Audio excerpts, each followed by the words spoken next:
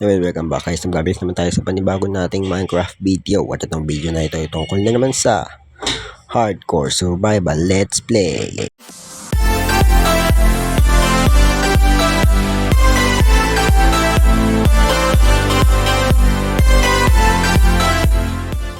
Siyempre guys, kailangan natin magputol ng puno para sa ating mga starting tools. Okay, nagawa na tayo ng ating wooden pickaxe para makakuha ng stone. Sabi puro gyrite. Ano kaya ito? Wala man lang ka-stone dito. May coal na ako nakikita pero wala pa rin stone. Ayun, may nakikita na ako stone. Sa wakas. Okay. Stone pickaxe obtained. Nakukuha pa tayo ng ilang peraso pang mga stone para sa ating iba pang stone tools at furnace. Also, kunin na rin natin itong coal kasi magagamit natin ito pag nag-caving or strip mine na tayo later.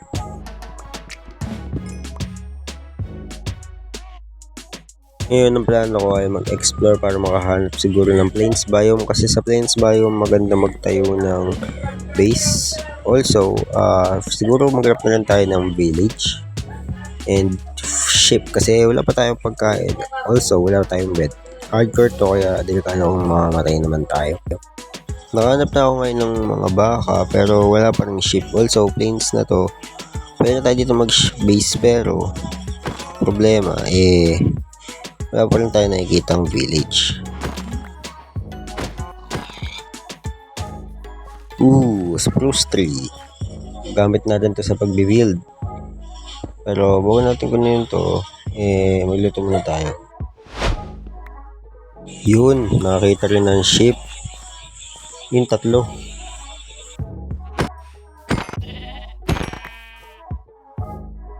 Kaya natin yung niluluto natin kasi baka luto na lahat to. Tsaka lumabas na rin ako ng hunger bar.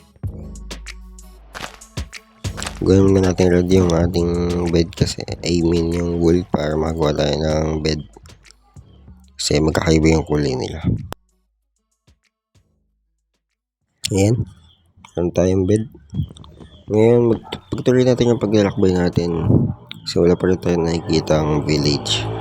Kailangan ko talaga yun para makapag-transport tayo ng mga villager sa magiging base natin kahit portal lang. Ang dami ng sapling. Siguro babalik na lang ako sa inyo kapag may nakita na akong village o pag may nakita akong mahalaga.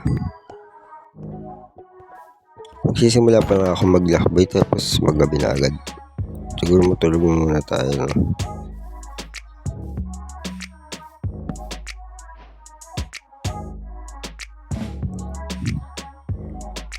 Ayan, day 2. Black na ulit ito sa inyo. What is that I see? Ito na yung village. Diba?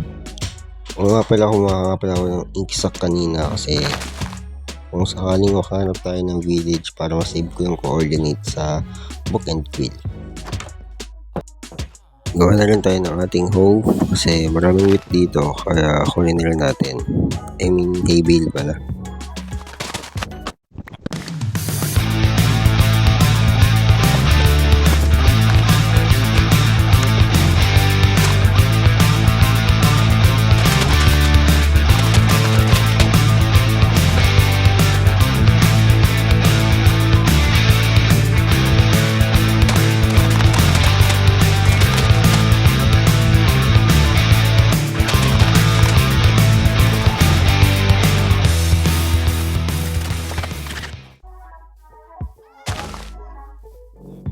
Hanap muna tayo ng chicken para makakuha tayo ng feather. Kasi para mabeto natin yung yung recipe para sa bookshelf. Sa book and quill. Ang tagal ko nagganap. Sa wakas meron na rin. Yun lang, walang feathers. Ay nako. Ito, utibig kasama siya. Feather bliss. Nice. Itong isa. Layo tamaan. Quality. Kaya magpatama. Balik ka tayo dun sa village para masave na natin yung coordinates. Mag-set na muna tayo dito ng ating base, starter camp. Then save na rin natin muna yung coordinates bago tayo pumunta sa may village.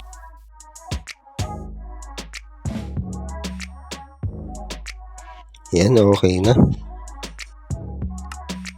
Ito naman, save naman natin tong coordinates ng village.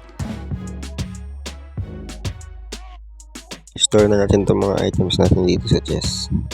Kasi ang dami ng laman ng inventory ko. Meron pala akong iron sword at iron pickaxe. Also extra boots. Hindi ko kasi napansin yung loot sa blacksmith eh. Craft nga natin nga ito. Tingnan natin kung ano may makukuha natin. 27. Bang. 9 stacks and 27. Hatiin natin ito sa dalawa. Yung kalahati para sa pambread siguro ng mga hayop. At itong kalahati is panggawa ng bread. Kasi nauubos na ako ng food supply. Ayan, meron tayong 1 stock and lang to 36. Ang dami. Tabi na natin yung ibang wheat dito kasi pambread yan ng mga baka or sheep. Kuha muna tayo dito ng mga siguro stone para panggawa ng hoe. Kasi gagawa tayo ng maliit na farm. Potato, wheat, and carrot farm. Ako ng iron mo para makagawa ako ng bucket. Sorry, iron golem.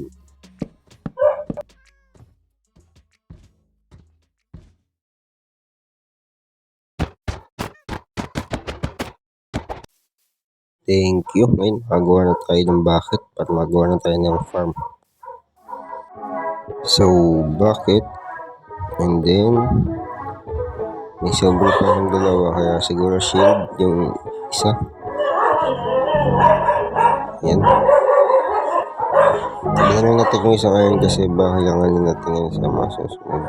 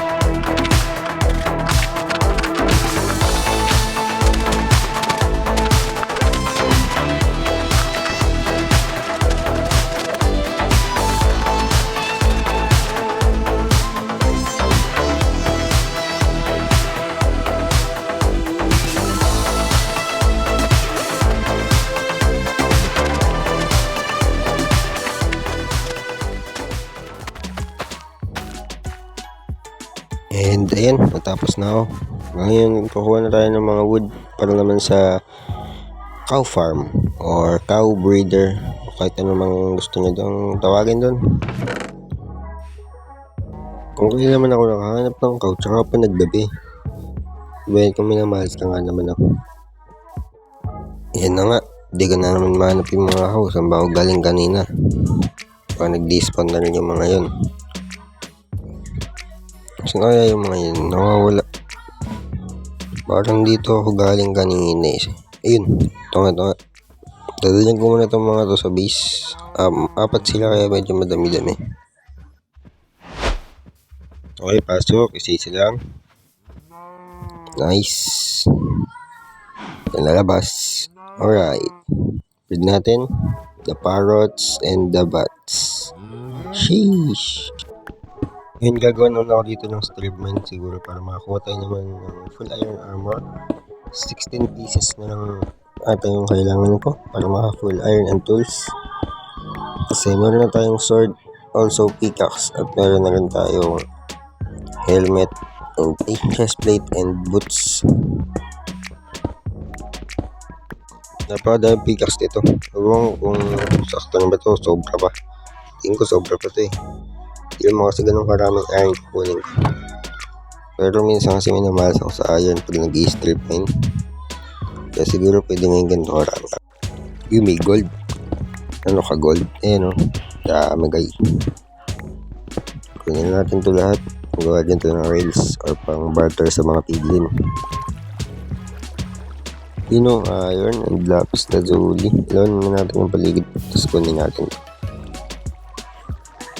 Gumawa nga pala nito ng malaking space para sa mga storage room siguro, para sa mga nakuha nating bato. Also, tinatabi ko nga pala yung mga pasila ng pickaxe. Yung may 1 durability na lang. Ito, may 2 durability pa. Yun. Lipit Ayan, 1 durability na. Tabi natin yan. Yung isa kasing unang pickaxe na basag. Hindi ko naisip kasi agad na itabi kapag 1 durability. Yun, sapat na sapat yung iron para sa full armor and tools. Kat na siguro tayo, pwede na yan. Ang tagal ko na sa mines, ayaw pa rin nila ma-breed. Siguro hindi na-update yun kapag wala ka sa taas. Pero ba't yung mga crops ko parang tumutubo naman? Ewan ko ba?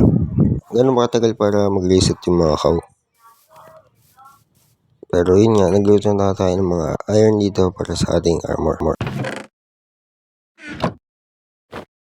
Imuulan pa nga. It's raining in Manila, boy. Gawa na tayo ng ating helmet. Ayan. And bang. Leggings na ng kulang. And bang. Ayan na, full iron armor na tayo. Tools na lang yung kulang. Okay, craft na natin itong dalawa. Axe and shovel. Complete na tayo. Diba? Tabi na natin itong iba nating iron. Pero siguro dito ko muna tatapusin itong video na ito. Maraming salamat sa panonood nyo. Consider subscribing. Yun lang. Paalam.